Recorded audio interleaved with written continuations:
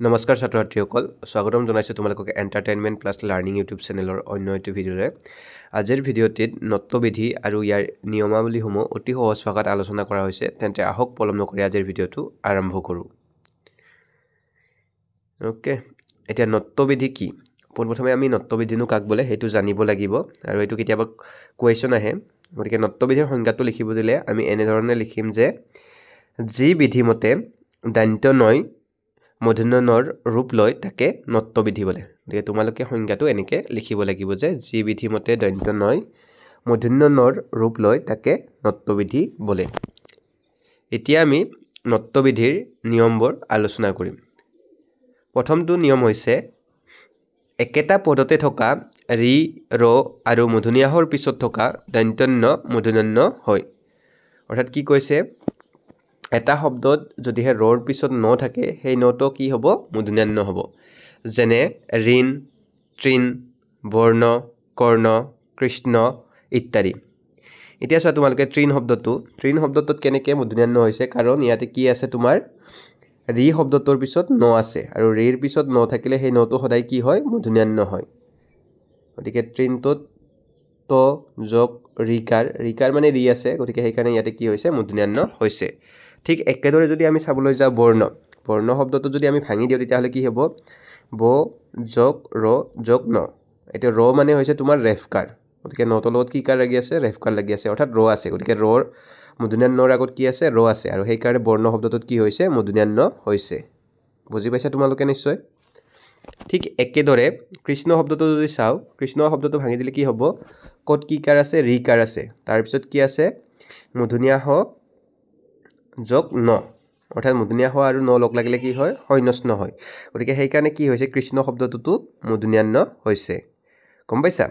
কি কাৰণে হৈছে যে মূৰ্ধন্য হৰ পিছত থকাৰ কাৰণে কৃষ্ণ শব্দটোত দন্ত্যন্যটো মূৰ্ধন্যলৈ পৰিৱৰ্তন হৈছে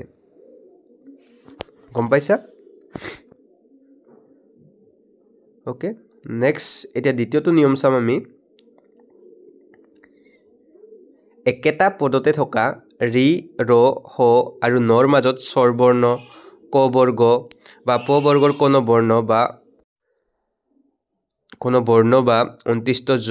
ৱাব্য হ ব্যৱধান থাকিলেও দন্তন্য মূৰ্ধন্য হয়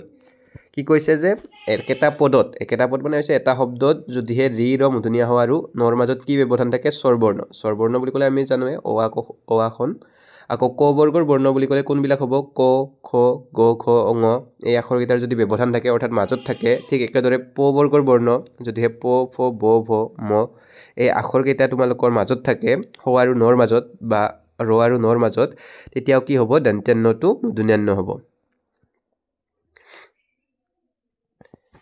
ইয়াতে কেইটামান শব্দ দিছে যেনে কৃপন শব্দটো যদি আমি ভাঙি দিও কি হ'ব তোমাৰ কত কি কাৰ আছে ৰি কাৰ আছে ক যোগ ৰি তাৰ পিছত কি আছে প আছে আৰু তাৰ পিছত কি আছে ন আছে ইয়াতে কি হৈছে তোমালোকৰ ৰি আৰু নৰ মাজত কিহৰ ব্যৱধান আছে পৰ ব্যৱধান আছে অৰ্থাৎ প বৰ্গৰ বৰ্ণ আছে হয়নে গতিকে সেই কাৰণে কি হৈছে ইয়াত মূৰ্ধন্য হৈছে কৃপন শব্দটোত যে ৰি আৰু নৰ মাজত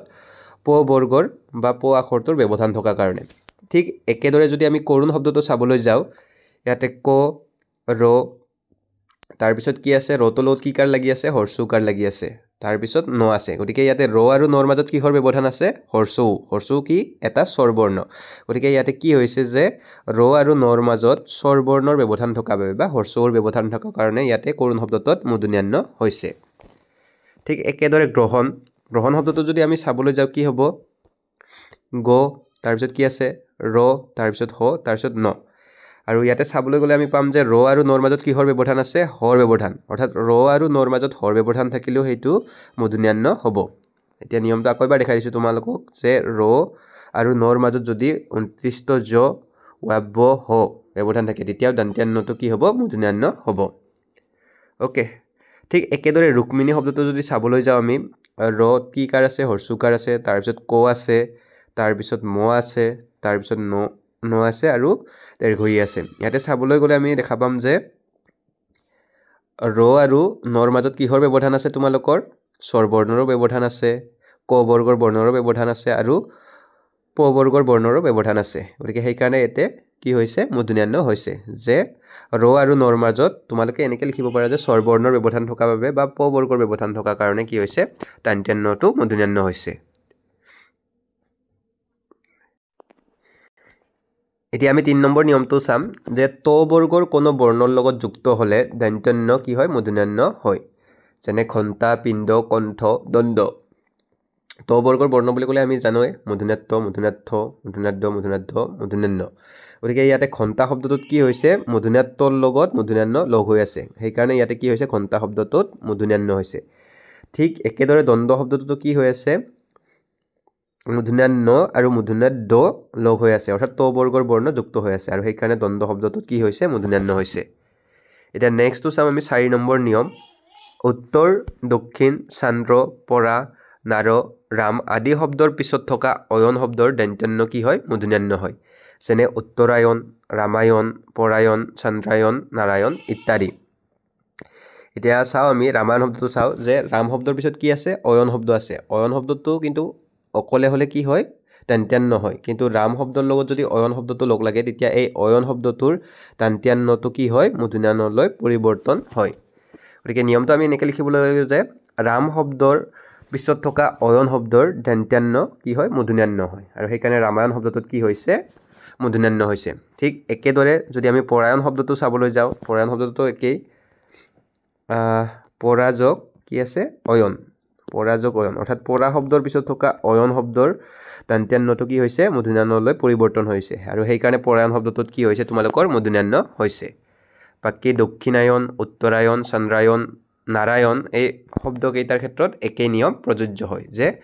উত্তৰ দক্ষিণ চন্দ্ৰ পৰা নাৰ আদি শব্দৰ পিছত থকা অয়ন শব্দৰ দন্ত্য মূৰ্ধন্য হয় ঠিক আছে তোমালোকে এনেকৈ নিয়মটো লিখিব লাগিব নেক্সট তোমালোকৰ 5 নম্বৰ নিয়ম প্ৰ পূৰ্ব অপৰ আদি শব্দৰ পিছত থকা অহন শব্দৰ দন্ত্য মূৰ্ধন্য হয় যেনে প্ৰাহ্ন পূৰ্বাহ্ন অপৰাহ্ন আদি অৰ্থাৎ প্ৰ শব্দৰ পিছত যদিহে কি শব্দ থাকে অহন শব্দ থাকে তেতিয়াহ'লে সেই অহন শব্দটোৰ দন্ত্যটো কি হ'ব মূৰ্ধন্য হ'ব প্ৰাহ্ন ঠিক একেদৰে পূৰ্বাহ্ন শব্দটোতো একেই পূৰ্বৰ পিছত কি শব্দ লাগি আছে অহন পূৰ্বৰ পিছত লাগি থকা অহন শব্দৰ দন্ত্য কি হ'ব মূৰ্ধন্যলৈ পৰিৱৰ্তন হ'ব প্ৰাহ্ন হ'ব পূৰ্বাহ্ন হ'ব ঠিক আছে এতিয়া লাষ্ট 6 নম্বৰ নিয়ম যে সৰুপ শব্দৰ পিছত থকা ন শব্দৰ দন্ত্য মূৰ্ধন্য হয় কি কৈছে যে সৰুপ শব্দৰ পিছত যদিহে কি শব্দ থাকে ন শব্দ থাকে সৰুপ শব্দৰ পিছত যদিহে ন শব্দ থাকে এই ন শব্দটোৰ দন্ত্যটো কি হ'ব মূৰ্ধন্যলৈ পৰিৱৰ্তন হ'ব আৰু সেইকাৰণে সূৰ্পনখা শব্দটোত কি হৈছে মূৰ্ধন্য হৈছে ঠিক আছে ওকে তাৰ পিছত আৰু এটা শব্দ আছিল তোমালোকৰ যে অক্ষ শব্দৰ পিছত থকা ওহিনী শব্দৰ ঠিক আছে অক্ষ শব্দৰ পিছত থকা ওহিনী শব্দৰ দন্ত্য এইটো ওহিনী শব্দৰ দন্ত্যটো কি হয় মূৰ্ধন্যলৈ পৰিৱৰ্তন হয় আৰু সেইকাৰণে অক্ষহীনী শব্দটোত কি হয় মূৰ্ধন্য হয় অক্ষহীনী ওকে যে অক্ষ শব্দৰ পিছত থকা ওহিনী শব্দৰ দন্ত্য মূৰ্ধন্যলৈ পৰিৱৰ্তন হয় গতিকে আজিলৈ ইমানে ধন্যবাদ তোমালোকৰ যদি কিবা কোৱেশ্চন আছে কমেন্ট বক্সত কমেন্ট কৰি জনাবা